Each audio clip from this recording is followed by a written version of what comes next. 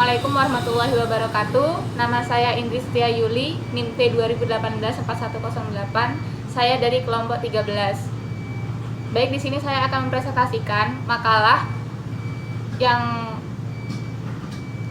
menjelaskan tentang alam semesta, jagat raya, galaksi Bima Sakti dan tata surya.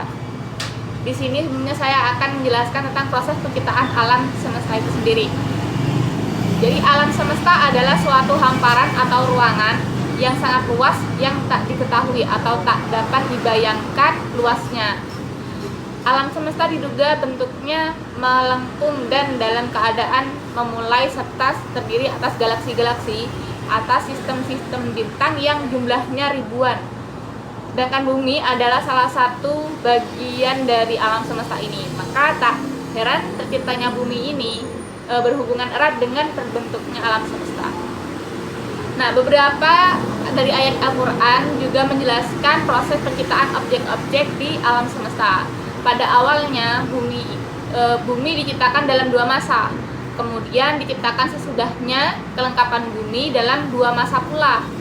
Lalu kemudian penyempurnaan ini atau penciptaan bumi dan isinya memerlukan waktu selama 4 masa. Setelah selesai dengan penciptaan bumi dan isinya, Allah menciptakan langit yang kemudian disempurnakan menjadi 7 langit.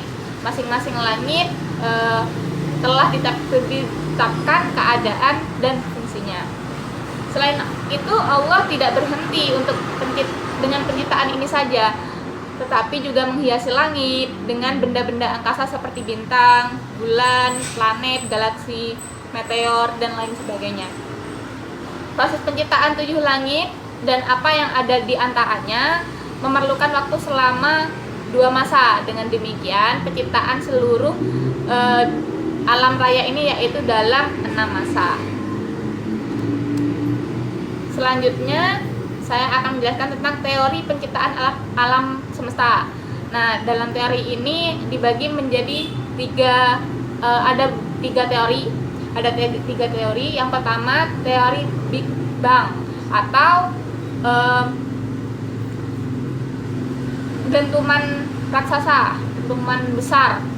Nah, Big Bang atau yang diartikan dalam bahasa Indonesia yang ledakan dahsyat atau dentuman besar ini dalam kronologinya dalam kosmologinya adalah salah satu teori ilmu pengetahuan yang menjelaskan perkembangan dan bentuk awal dari alam semesta. Teori ini menyatakan bahwa alam semesta ini berasal dari kondisi super padat dan panas yang kemudian mengembang sekitar 13.700 juta tahun yang lalu. Para ilmuwan juga percaya bahwa Big Bang membentuk sistem tata surya. Ide sentral dari teori ini adalah bahwa teori relativitas umum dapat dikombinasikan dengan hasil pemantauan dalam skala besar pada pergerakan galaksi terhadap satu sama lain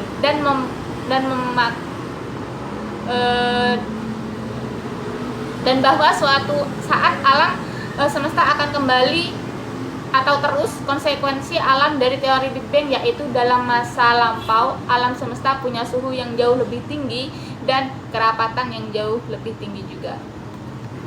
Selanjutnya, teori nebula. Nah, teori nebula adalah teori tentang pembentukan sistem tata surya. Kata nebula adalah bahasa lain untuk awan. Dan menurut teori ini, matahari sebagai bintang pusat tata surya dan planet-planet yang mengelilingi yang terbentuk dari awan dan gas dan debu. Teori ini dicetuskan oleh Immanuel Kant dalam bukunya Allgemeine an Theorie des Himmels yang diterbitkan pada tahun 1755. Lalu saya akan menjelaskan tentang teori black hole. Black hole ini diartikan sebagai lubang hitam. Nah, teori yang menyatakan adanya lubang hitam pertama kali ini diperkenalkan pada abad ke-18 oleh John Mussel dan Pierre Simon Laplace. Kemudian teori ini dikembangkan oleh Carl Schwarzschild dengan berdasar pada teori relativitas Albert Einstein pada tahun 1916. Kemudian istilah lubang hitam semakin terkenal karena dipopulerkan kembali oleh Stephen William Hawking. Black hole sendiri ini tercipta ketika suatu objek tidak dapat bertahan dan kekuatan tekanan gaya gravitasinya sendiri. Banyak objek termasuk matahari dan bumi tidak akan pernah menjadi lubang hitam. Tekanan gravitasi matahari dan bumi tidak mencukupi untuk melampaui kekuatan alam dan nuklir dalam dirinya yang sifatnya melawan tekanan gravitasi. Tetapi sebaliknya untuk objek yang bermassa sangat besar, tekanan gravitasinya yang akan menang. Selanjutnya saya akan menjelaskan tentang macam-macam planet beserta penjelasannya. Yang pertama, planet Merkurius. Nah, planet Merkurius ini berasal dari nama dewa kurir dari kerajaan Romawi. Planet Merkurius ialah planet yang memiliki letak paling dekat dengan matahari. Paling dekat dengan matahari. Jadi, hal ini membuat suhu permukaan pada siang hari dapat mencapai 400 derajat. Namun di saat malam hari akan turun hingga mencapai 180 derajat Celcius. Ciri-ciri dari planet Merkurius ini yaitu yang pertama kala rotasi 58,64 hari. Yang kedua kala revolusi 88 hari. Diameter 4.879 km. Suhu rata-rata 160 derajat Celcius. Tidak mempunyai satelit dan tidak memiliki cincin. Selanjutnya planet Venus. Planet Venus ini diambil dari nama Dewi Cinta dan kecantikan dari bangsa Romawi. Bukan hanya itu, planet Venus dikenal dengan bintang kejora. Hal ini karena planet Venus dapat kita amati pada petang dan juga sebelum matahari terbit. Ciri-ciri planet Venus yang pertama yaitu kala rotasi 243 hari. Kala revolusi 224,7 hari, berdiameter 12.104 km, suhu rata-rata 464 derajat Celcius, tidak mempunyai satelit, jarak rata-rata dari matahari 108,2 juta kilometer, tidak memiliki cincin, matahari terbit dari barat. Hal ini karena arah rotasi planet Venus dan dari arah timur ke barat. Planet Venus merupakan planet paling panas yang ditutupi sebuah awan tebal dari karbon dioksida. Apabila terdapat radiasi dari matahari, dapat menyebabkan radiasi tersebut sulit keluar. Lalu selanjutnya planet Bumi. Nah, planet Bumi ini planet yang kita tempati sekarang. Pengertian planet Bumi merupakan sebuah planet yang dapat untuk dihuni. Kenapa? Karena Bumi mempunyai suhu yang relatif tetap. Suhu di planet Bumi dapat menjaga agar air tetap tersedia dalam bentuk cair serta dapat menjaga berbagai macam organisme penghasil oksigen tetap hidup. Lalu ciri-ciri planet Bumi sendiri yang pertama, kala rotasi 23 jam 57 menit. Kala revolusi bumi 365,242 hari, berdiameter 12.756,3 km, suhu rata-rata 15 derajat Celcius, mempunyai satu satelit, jarak rata-rata dari matahari 149,6 juta, tidak memiliki cincin. Planet Bumi merupakan sumber kehidupan dengan memiliki suhu yang cocok bagi kehidupan air dan tersedianya oksigen. Planet yang memiliki warna biru ini, hal ini terdapat karena terdapat partikel udara di atmosfer. Jadi inilah yang menyebabkan Bumi berwarna kebiruan. Nah, planet Mars. Selanjutnya planet Mars. Planet Mars berasal dari nama dewa perang serta legenda dari bangsa Romawi. planet Mars dijuluki dengan sebuah sebutan planet merah. Hal ini karena permukaan planet Mars memiliki warna merah yang berasal dari besarnya berkarat besinya yang berkarat yang besarnya yang terdapat dalam sebuah permukaan dari planet Mars tersebut.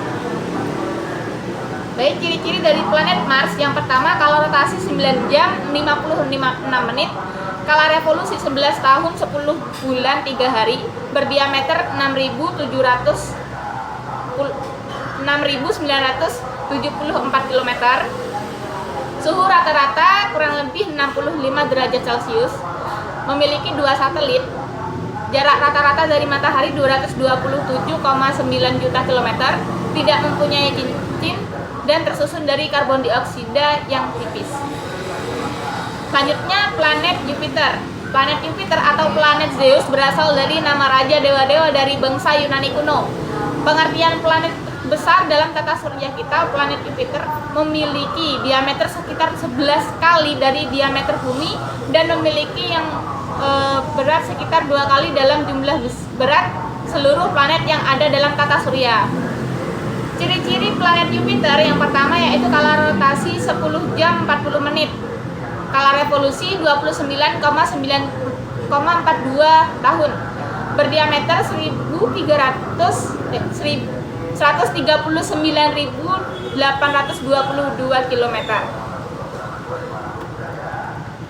Suhu rata-rata 50 derajat Celcius, memiliki 16 satelit, jarak rata-rata dari matahari yaitu 778,3 km, mempunyai cincin. Planet Jupiter dapat memantulkan 70% cahaya matahari yang sampai mengenai permukaan planet tersebut. Memiliki gas yang terdiri dari 90 derajat hidrogen dan 90% hidrogen dan 10% helium. Lalu planet Saturnus. Nah, planet Saturnus ini tidak padat. Hal ini karena sebagian besar penyusunannya adalah gas helium dan hidrogen. Hanya di bagian inti planet Saturnus yang sangat kecil terdapat batu padat. Angin di planet Saturnus sangat kencang dibandingkan dengan badai yang terjadi di bumi. Lalu ciri-ciri dari planet Saturnus. Yang pertama yaitu kala rotasi 10 jam 40 menit.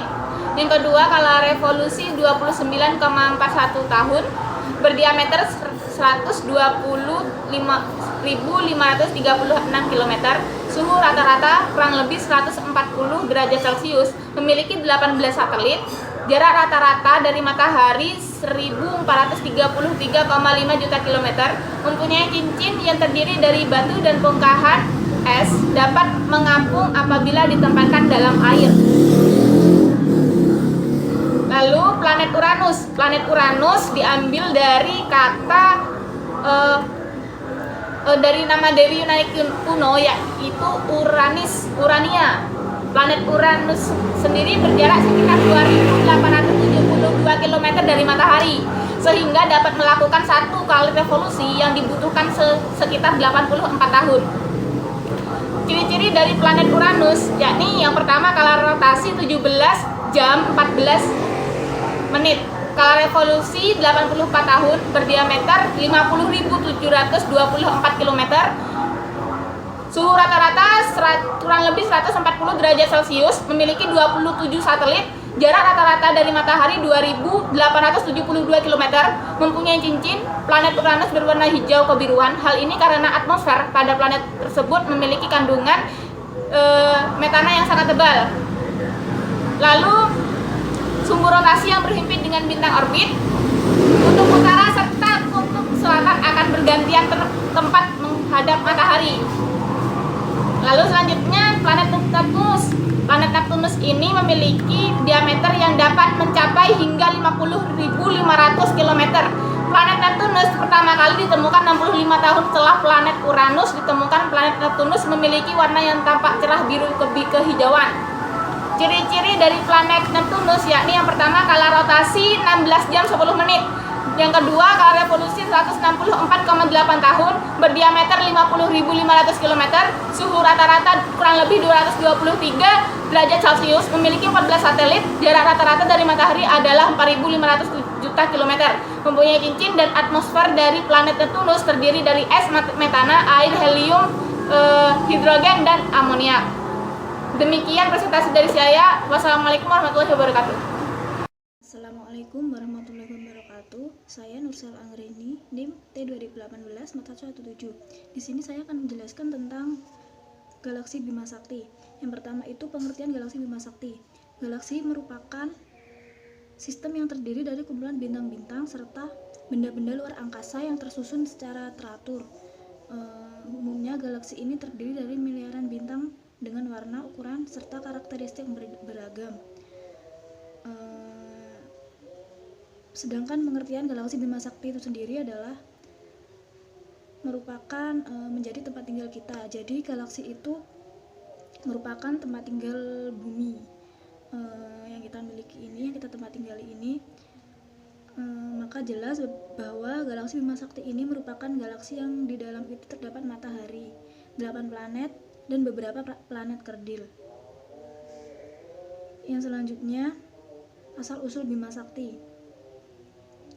Asal-usul Bima Sakti ini secara singkat saja dapat dijelaskan bahwa di dalam pembentukan galaksi Bima Sakti ini memerlukan sedikitnya 4 tahap. Yang pertama itu tahap pertama, bintang purba itu terbentuk dari nebula di masa kegelapan. Setelah itu bintang purba meledak serta tercipta bintang purba yang baru. Lalu bintang purba yang baru itu kemudian mengalami pembelahan serta kembali menyatu di dalam bentuk galaksi. Jadi seperti itu asal-usul galaksi secara singkat. Yang selanjutnya itu macam-macam galaksi. Macam-macam galaksi itu yang pertama ada galaksi Bima Sakti, yang kedua galaksi Magellan, yang ketiga ada galaksi Ursa Major, yang keempat galaksi Black Eye, yang kelima galaksi Andromeda, yang keenam galaksi Pusaran Air, yang ketujuh galaksi Roda Biru, yang kedelapan galaksi Sombrero, yang kesembilan galaksi Dora Perak, dan yang kesepuluh galaksi Centaurus. Yang selanjutnya itu sistem tata surya. Pengertian sistem tata surya itu sendiri adalah merupakan bagian yang terdapat dalam alam semesta yang memiliki bentuk yang sangat luas sehingga membentuk galaksi yang terletak pada luar angkasa. Yang selanjutnya itu asal-usul sistem tata surya. Salah satu pendapat ahli yaitu teori planetesimal menyatakan bahwa sebuah bintang yang sama besar dengan matahari mendekati matahari, terjadilah gaya tarik menarik yang mengakibatkan terjadinya belalai gas dari matahari menuju bintang itu. Setelah itu bintang itu menjauhi matahari. Belalai gas itu terputus-putus dan terekomendasi menjadi planet-planet. Jadi seperti itu asal-usul sistem tata surya. Selanjutnya susunan sistem tata surya. Yang pertama itu ada matahari, yang kedua itu ada planet-planet, di antaranya adalah Merkurius, Venus, Bumi, Mars, Jupiter, Saturnus, Uranus, dan Neptunus. Yang selanjutnya itu ada teori tata surya.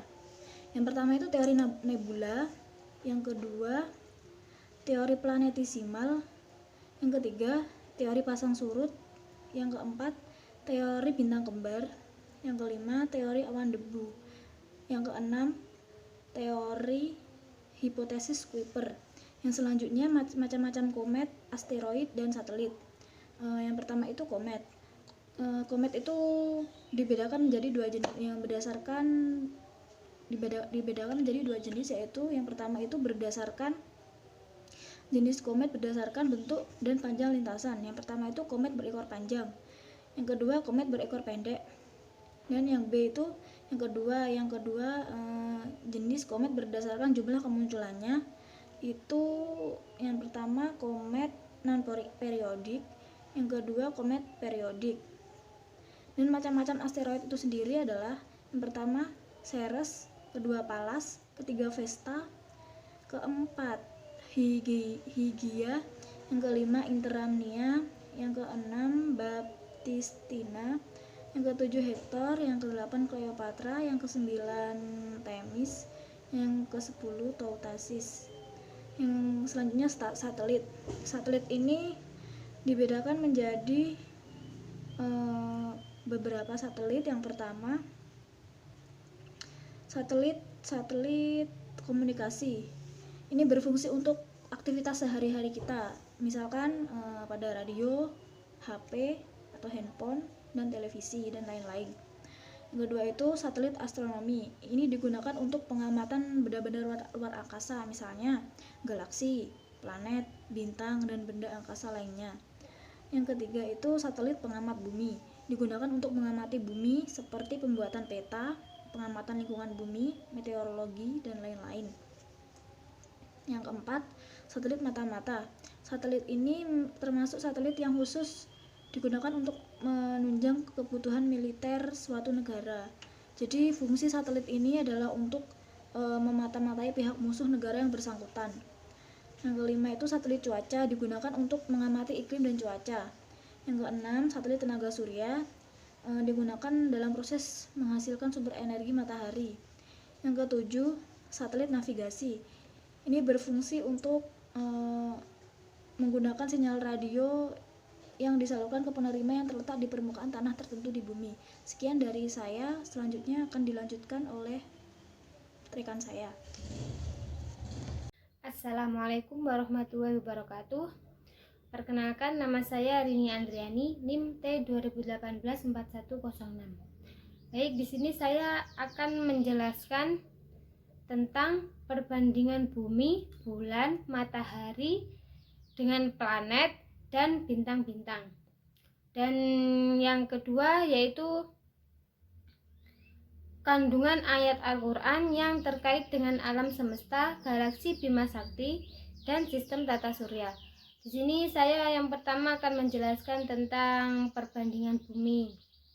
Nah, bumi adalah planet bagian dalam yang terbesar dan terpadat, satu-satunya yang memiliki aktivitas geologi dan satu-satunya planet yang diketahui memiliki makhluk hidup seperti yang kita tinggali saat ini adalah bumi ya. Dan merupakan satu-satunya planet yang diamati memiliki lempeng tektonik. Yang nomor 2 yaitu bulan.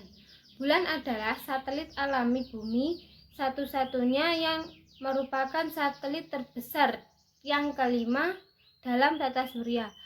Bulan juga memiliki satelit alami terbesar di tata surya menurut ukuran planet dan di orbitnya, dengan diameter 27%, kepadatan 60%, dan massa 1/81 dari bumi. Di antara satelit alami lainnya, bulan adalah satelit tahun yang lalu. Yang nomor 3 yaitu matahari. Matahari di sini adalah bintang terdekat dari bumi, adalah bola gas raksasa yang panas dan juga sangat terang. Matahari terbentuk sekitar 4,6 miliar tahun yang lalu ketika awan raksasa yang berisi gas dan debu mengalami keruntuhan gravitasi. Yang selanjutnya yaitu planet.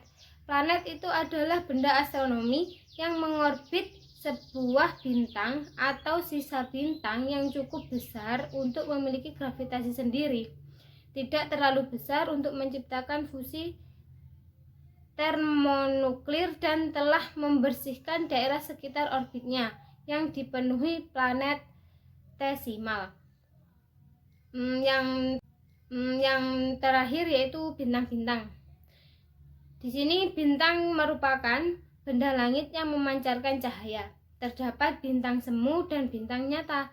Bintang semu adalah bintang yang tidak menghasilkan cahaya sendiri, tetapi memantulkan cahaya yang diterima dari bintang lain. Dan bintang nyata itu adalah bintang yang menghasilkan cahaya sendiri.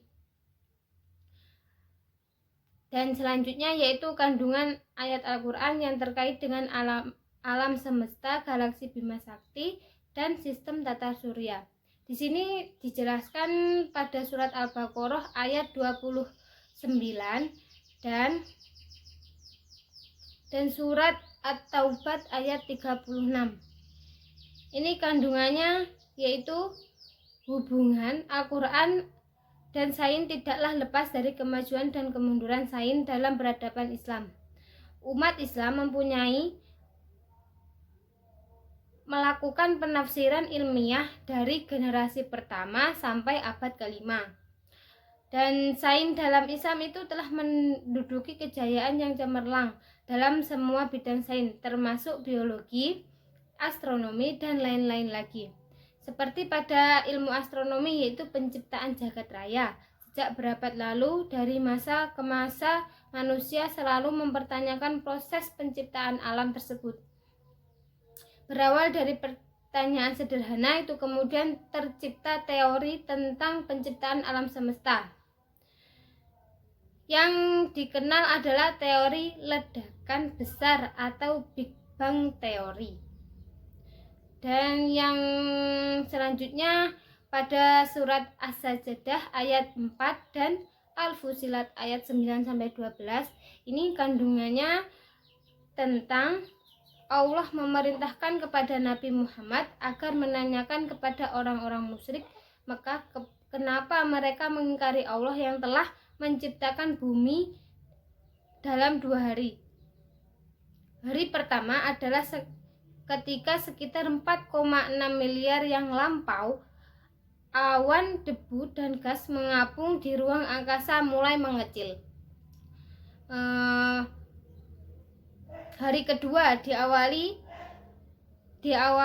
ketika proses pemanasan akibat peluruhan radioaktif penyebab protobumi meleleh dan bahan-bahan yang berat seperti besi tenggelam ke pusat bumi. Dan yang terakhir pada surat Al-Imran ayat 27 dan surat Yunus ayat nomor 3. Ini kandungannya yaitu berdasarkan ayat-ayat tersebut ya, kita diajak untuk mengislamkan sains dan bukan untuk mensainkan Islam. Dalam surat Al-Imran ayat 27 dijelaskan bahwa terjadi pergantian malam ke siang dan siang ke malam, dan terdapat siklus kehidupan di bumi. Tata surya merupakan bagian alam semesta yang sangat luas. Tata surya terletak di dalam satu galaksi yang kita tempati adalah galaksi Bima Sakti. Galaksi Bima Sakti juga disebut juga Milky Way, yaitu bumi tempat kita berpijak, adalah salah satu dari 8 planet yang ada di dalam tata surya. Baik, sekian dari saya, kurang lebihnya mohon maaf. Wassalamualaikum warahmatullahi wabarakatuh. Dan yang terakhir pada surat Al-Imran ayat 27 dan surat Yunus ayat nomor 3. Ini kandungannya yaitu berdasarkan ayat-ayat tersebut ya, kita diajak untuk mengislamkan sains dan bukan untuk mensainkan Islam. Dalam surat Al-Imran ayat 27 dijelaskan bahwa terjadi pergantian malam ke siang dan siang ke malam, dan terdapat siklus kehidupan di bumi. Tata surya merupakan bagian alam semesta yang sangat luas. Tata surya terletak di dalam satu galaksi yang kita tempati adalah galaksi Bima Sakti. Galaksi Bima Sakti juga disebut juga Milky Way, yaitu bumi tempat kita berpijak, adalah salah satu dari 8 planet yang ada di dalam tata surya. Baik, sekian dari saya, kurang lebihnya mohon maaf. Wassalamualaikum warahmatullahi wabarakatuh.